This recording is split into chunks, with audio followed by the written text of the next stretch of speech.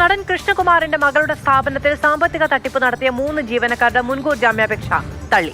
കൃഷ്ണകുമാറിന്റെ മകൾ ദിയയുടെ സ്ഥാപനത്തിൽ നിന്ന് 68 ലക്ഷം രൂപ കവർന്നു എന്നതാണ് ഇവർക്കെതിരായ കേസ്.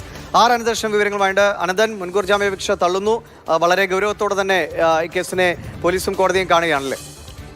ദിവിഷ്, നടൻ കൃഷ്ണകുമാറിന്റെ മകൾ ദിയയുടെ കവടിയാറിലെ സ്ഥാപനത്തിലെ 3 ജീവനക്കാരികൾ അവർ 68 ലക്ഷം രൂപ സ്ഥാപനത്തിൽ നിന്ന് കവർന്നു എന്നായിരുന്നു കൃഷ്ണകുമാറിന്റെയും മകളുടെയും പരാതി. ഇതിൽ മ്യൂസിയം പോലീസാണ് കേസെടുത്തത്. ആ കേസാണ് ക്രൈംബ്രാഞ്ച് ഇപ്പോൾ അന്വേഷിക്കുന്നത്.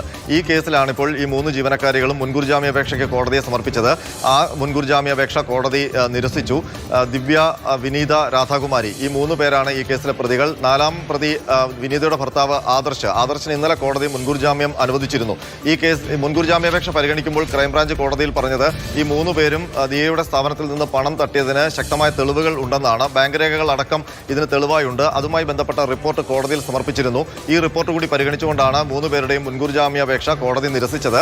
അതേസമയം ഇതേ ജീവനക്കാരികൾ കൃഷ്ണകുമാറും മകൾ ദിയയും ചേർന്ന് തങ്ങളെ തട്ടിക്കൊണ്ടുപോയി എന്നുള്ളൊരു പരാതി നൽകിയിരുന്നു. അതിലും കേസെടുത്തിട്ടുണ്ടായിരുന്നു. അതിൽ പക്ഷേ പോലീസ് കോടതിയിൽ പറഞ്ഞത് അങ്ങനെ ഈ ജീവനക്കാരികളെ തട്ടിക്കൊണ്ടുപോയതിന് തെളിവില്ല എന്നുള്ളതാണ്. അതുമായി ബന്ധപ്പെട്ട് കൃഷ്ണകുമാറിന്റെ മകളുടെ മുൻകൂർ ജാമ്യാപേക്ഷയും കോടതിയുടെ പരിഗണനയിലുണ്ട്. അതിൽ അല്പസമയത്തിനകം ഉത്തരവ് വരികയും ചെയ്യും.